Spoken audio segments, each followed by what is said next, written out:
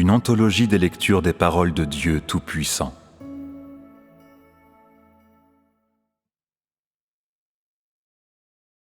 Servir comme les Israélites.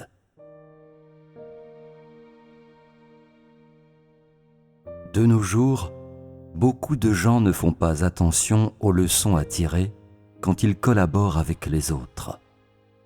J'ai découvert que beaucoup d'entre vous ne peuvent tirer aucune leçon quand ils collaborent avec les autres. La plupart d'entre vous s'en tiennent à leurs propres opinions. Lorsque tu travailles dans l'église, tu dis ce que tu penses. Un autre dit ce qu'il pense. Et l'un n'a aucun rapport avec l'autre. Vous ne coopérez pas du tout en fait. Vous êtes tous très absorbés par la simple communication de vos propres idées ou par la libération des fardeaux que vous portez à l'intérieur de vous. Vous ne cherchez pas la vie, même de la façon la plus médiocre. Tu sembles ne faire le travail que de façon superficielle, croyant toujours que tu devrais suivre ton propre chemin. Peu importe ce que quiconque dit ou pense. Tu crois que tu devrais échanger selon la direction du Saint-Esprit, quelles que soient les circonstances des autres. Tu n'es pas capable de découvrir les forces des autres, et tu n'es pas capable non plus de t'examiner toi-même. Votre acceptation des choses est vraiment perverse et erronée. On peut dire que même maintenant, tu manifestes toujours beaucoup de suffisance, comme si tu avais rechuté dans cette vieille maladie. Vous ne communiquez pas les uns avec les autres de manière à atteindre une ouverture totale. Par exemple, vous ne communiquez jamais sur le type de résultat que vous avez atteint en travaillant dans certaines églises ou sur la condition récente de tes états intérieurs, etc. Vous ne communiquez tout simplement jamais à propos de telles choses. Vous ne prêtez absolument aucune attention à certaines pratiques, comme l'abandon de vos propres notions ou le renoncement à vous-même.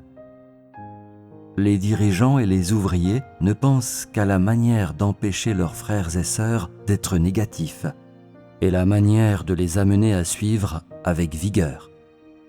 Cependant, vous pensez tous que suivre avec vigueur est suffisant en soi et fondamentalement, vous ne comprenez pas ce que signifie se connaître soi-même et renoncer à soi-même.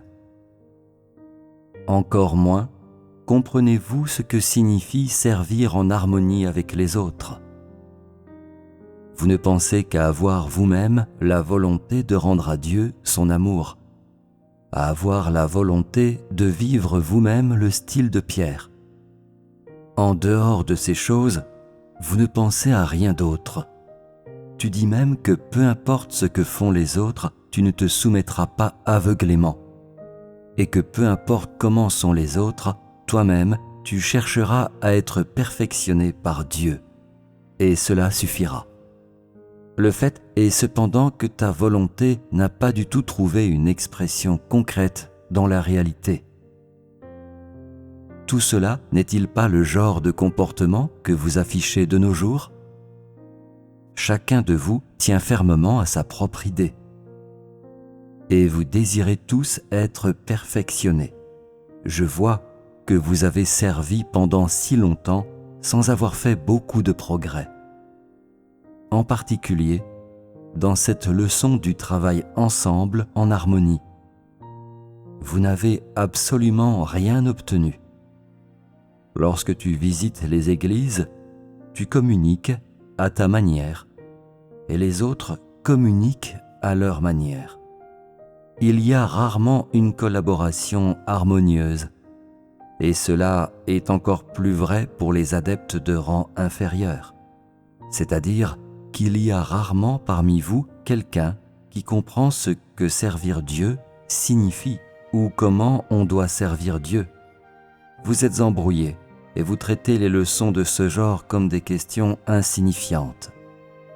Il y a même beaucoup de gens qui non seulement n'arrivent pas à pratiquer cet aspect de la vérité, mais qui font aussi sciemment du tort. Même ceux qui ont servi pendant de nombreuses années se battent et complotent les uns contre les autres. Ils sont jaloux et compétitifs. C'est chacun pour soi, et ils ne collaborent pas du tout. Toutes ces choses ne représentent-elles pas votre statut réel? Vous qui servez ensemble quotidiennement, vous êtes comme les Israélites qui servaient directement Dieu lui-même chaque jour dans le temple. Comment se fait-il que vous, qui servez Dieu, ne sachiez pas du tout comment vous concerter ou comment servir? À l'époque, les Israélites servaient l'Éternel directement dans le temple, et ils avaient l'identité de sacrificateurs. Bien sûr, tout le monde n'était pas un sacrificateur. Seuls certains qui servaient l'Éternel dans le temple avaient cette identité. Ils portaient une couronne que l'Éternel leur décernait. Cela signifie qu'ils faisaient ces couronnes selon les exigences de l'Éternel, non que l'Éternel leur donnait les couronnes directement. Ils portaient également des habits sacerdotaux que l'Éternel leur donnait et ils le servaient directement dans le temple, pieds nus, du matin au soir. Leur service à l'Éternel n'était pas du tout laissé au hasard et n'impliquait pas de se précipiter aveuglément. Au contraire, tout était fait selon des règles que personne qui le servait directement ne pouvait violer. Ils devaient tous respecter ces règlements. Sinon, il leur était interdit d'entrer dans le temple. Si l'un d'entre eux enfreignait les règles du temple, c'est-à-dire que si quelqu'un désobéissait au commandement de l'Éternel, alors cet individu devait être traité selon les lois qu'il avait promulguées. Et personne n'était autorisé à s'y opposer ou à protéger le transgresseur. Peu importe combien d'années ils avaient servi Dieu, tous étaient tenus de respecter les règles. Pour cette raison, tant de sacrificateurs revêtaient des habits sacerdotaux et servaient continuellement l'Éternel de cette façon, toute l'année, même s'il ne leur avait accordé aucun traitement particulier. Ils passaient même toute leur vie devant l'autel et dans le temple. C'était une manifestation de leur loyauté et de leur soumission. Ce n'était pas étonnant que l'Éternel leur accorde de telles bénédictions. C'était uniquement à cause de leur fidélité qu'ils recevaient sa faveur et voyaient toutes les actions de l'Éternel. À l'époque, lorsque l'Éternel œuvrait parmi ses élus en Israël, il leur imposait des exigences assez sévères. Ils étaient tous très obéissants et ils étaient limités par les lois. Ces lois servaient à sauvegarder leur capacité à vénérer l'Éternel. C'étaient tous des décrets administratifs de l'Éternel. Si l'un de ces sacrificateurs ne respectait pas le sabbat ou violait les commandements de l'Éternel, et s'il était découvert par le peuple ordinaire, alors ce sacrificateur était mené immédiatement devant l'autel et lapidé à mort. Il n'était pas permis que ces cadavres soient placés dans le temple ou autour du temple. L'Éternel ne le permettait pas. Quiconque le faisait était traité comme quelqu'un qui offre des sacrifices profanes, jeté dans une grande fosse et mis à mort. Bien sûr, tous les gens de ce genre perdaient la vie. Personne n'était épargné. Il y avait même ceux qui offraient un feu profane. En d'autres termes, les gens qui ne sacrifiaient pas les jours désignés par l'Éternel étaient brûlés par son feu, avec leurs objets sacrificiels, qui ne devaient pas rester sur l'autel. Les exigences imposées aux sacrificateurs étaient les suivantes. Ils n'étaient pas autorisés à entrer dans le temple, ni même dans sa cour extérieure, sans d'abord se laver les pieds. Ils ne pouvaient entrer dans le temple que s'ils portaient leurs habits sacerdotaux. Ils ne pouvaient entrer dans le temple que s'ils portaient leur couronne sacerdotale. Ils ne pouvaient pas entrer dans le temple s'ils étaient souillés par un cadavre. Ils ne pouvaient pas entrer dans le temple après avoir touché la main d'une personne impie, à moins qu'ils ne se soient d'abord lavé les mains. Et ils ne pouvaient pas entrer dans le temple après s'être souillés avec des femmes.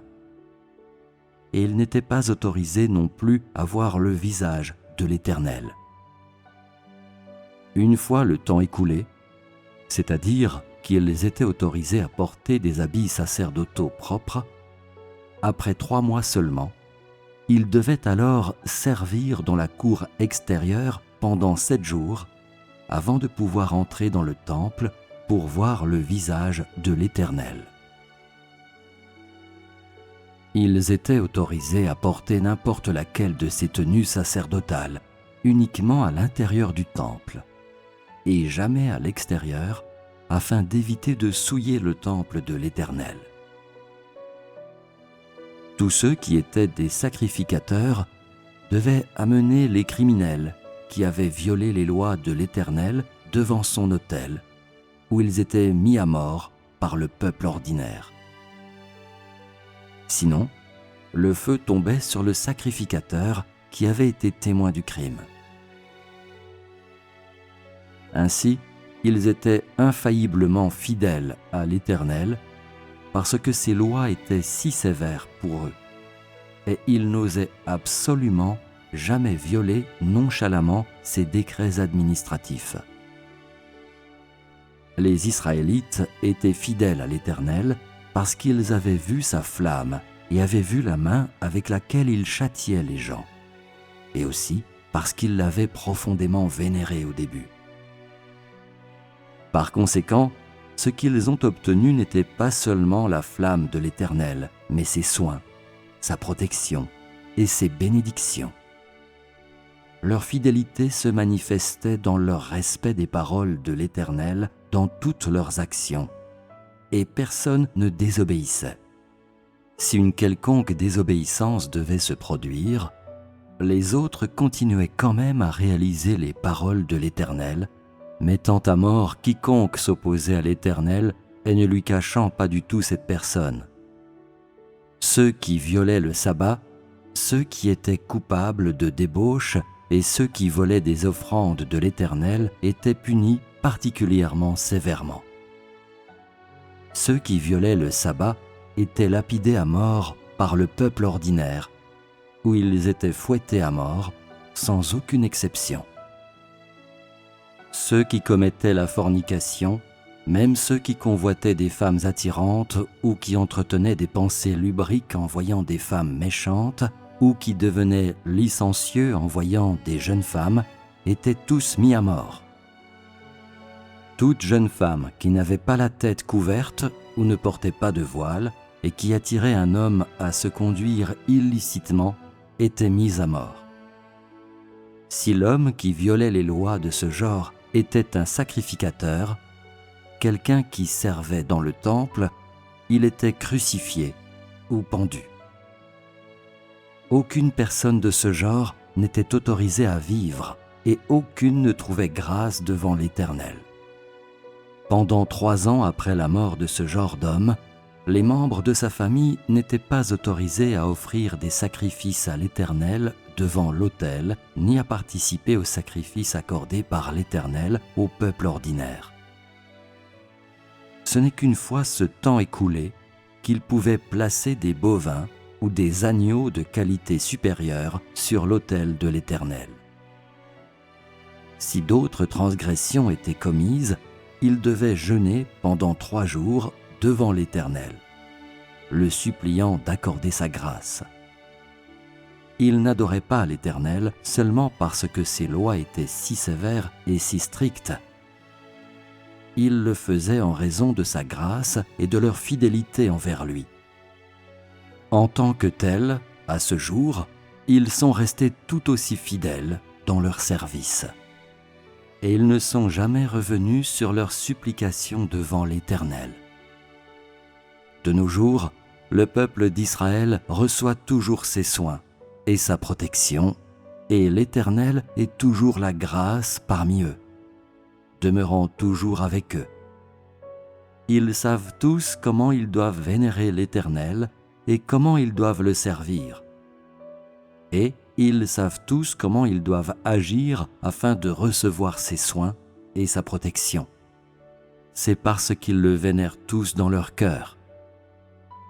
Le secret du succès de tout leur service n'est autre que la vénération. Alors, comment êtes-vous tous de nos jours ? Ressemblez-vous quelque peu au peuple d'Israël ? Penses-tu que servir de nos jours s'apparente à suivre le leadership d'une grande figure spirituelle ? Vous n'avez tout simplement pas de loyauté ni de vénération. Vous recevez une grâce considérable et vous êtes comme les sacrificateurs israélites. Vous servez tous Dieu directement. Bien que vous n'entriez pas dans le temple, vous recevez et voyez bien plus que ce que les sacrificateurs qui ont servi l'Éternel dans le temple ont reçu. Cependant, vous vous révoltez et résistez beaucoup plus souvent qu'eux. Votre vénération est minime et, par conséquent, vous recevez très peu de grâce. Bien que vous consacriez très peu, vous avez reçu beaucoup plus que ces Israélites. En tout cela, n'êtes-vous pas traités avec bienveillance ? Pendant que l'œuvre était accomplie en Israël, les gens n'osaient pas juger l'Éternel à leur gré. Qu'en est-il pour vous, par contre ?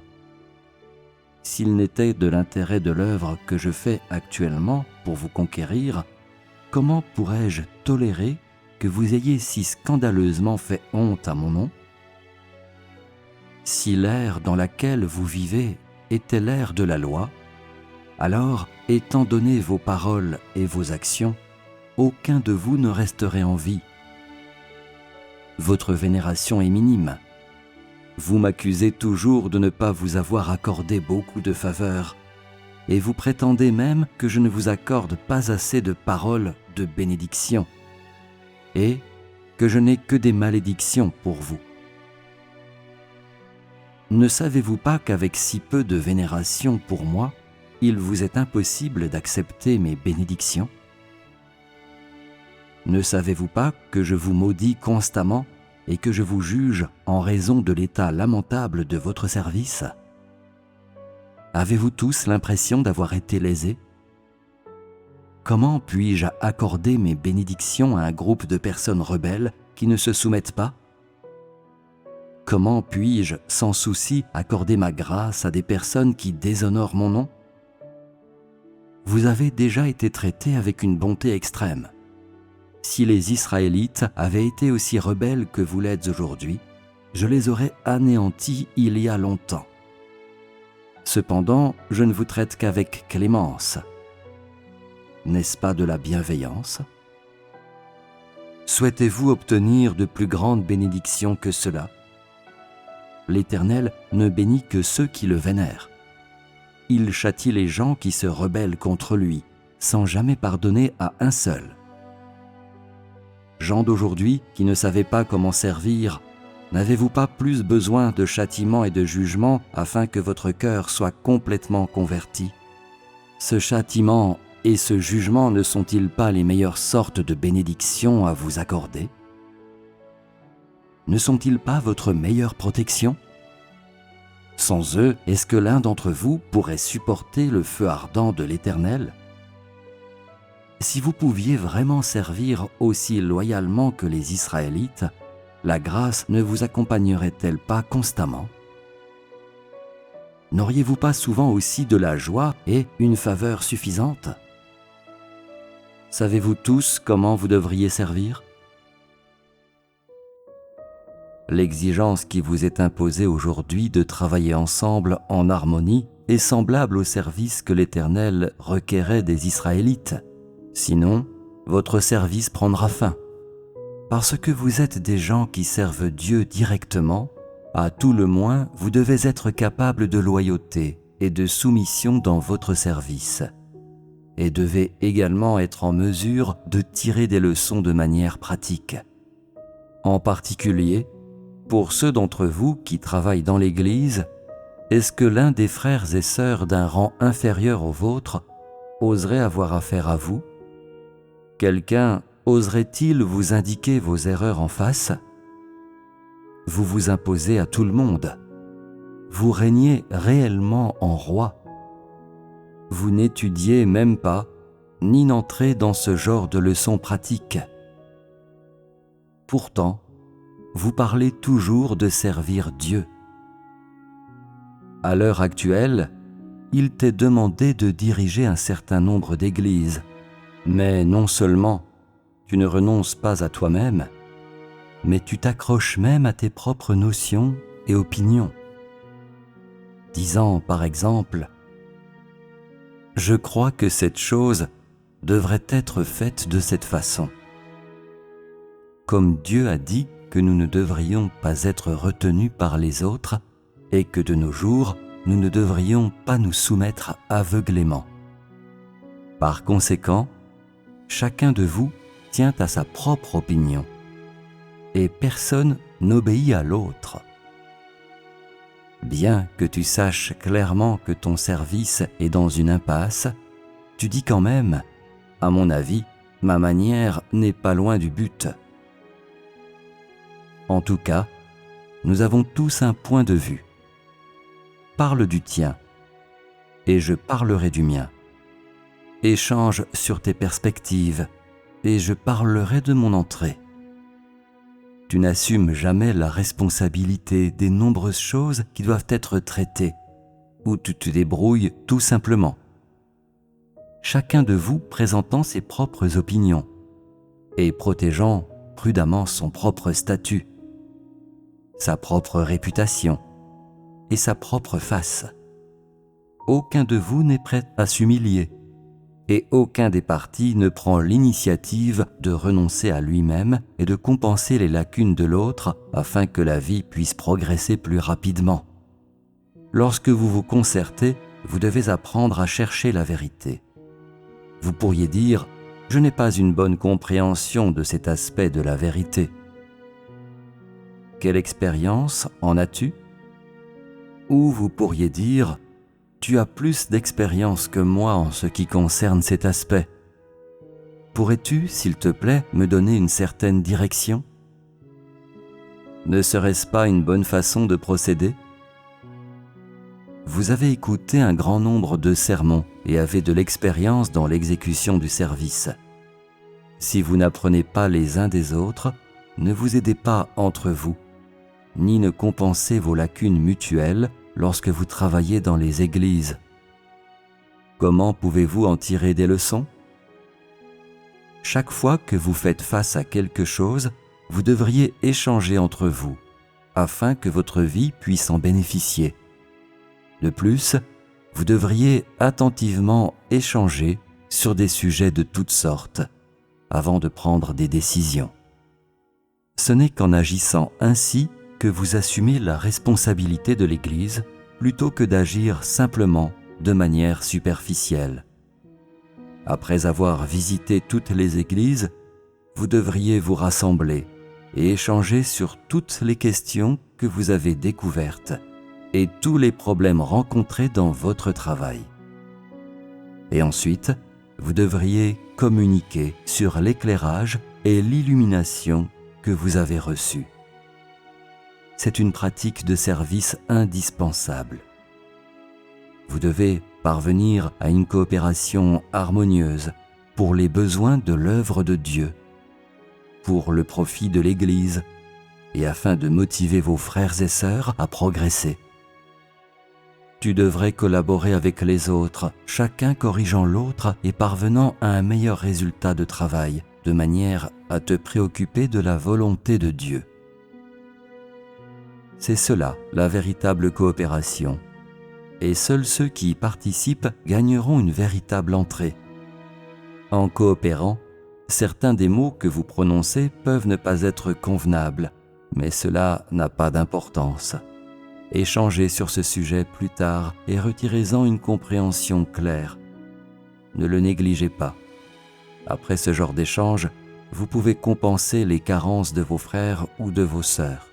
Ce n'est qu'en approfondissant votre travail de cette manière que vous pourrez obtenir de meilleurs résultats. Chacun de vous, en tant que personne qui sert Dieu, doit être capable de défendre les intérêts de l'Église en tout ce qu'il fait, au lieu de simplement considérer ses propres intérêts. Il est inacceptable d'agir seul, en se minant toujours les uns les autres. Les gens qui se comportent ainsi ne sont pas aptes à servir Dieu. Des gens de ce genre ont un terrible tempérament. Il ne leur reste pas une once d'humanité. Ils sont Satan à 100%. Ce sont des bêtes. Même maintenant, de telles choses se produisent encore parmi vous. Vous allez même jusqu'à vous attaquer les uns les autres pendant les échanges, cherchant intentionnellement des prétextes et vous fâchant tout rouge en vous disputant sur une question banale. Aucun ne voulant se rendre, chacun cachant ses pensées intérieures à l'autre, regardant attentivement l'autre partie et étant toujours sur ses gardes. Ce genre de tempérament convient-il au service de Dieu ? Un travail comme le vôtre peut-il fournir quoi que ce soit à vos frères et sœurs ? Non seulement tu n'es pas en mesure de guider les gens vers un bon parcours de vie, mais tu insuffles en fait tes propres tempéraments corrompus à l'intérieur de tes frères et sœurs. Ne fais-tu pas du tort aux autres ? Ta conscience est horrible et elle est pourrie jusqu'à la moelle.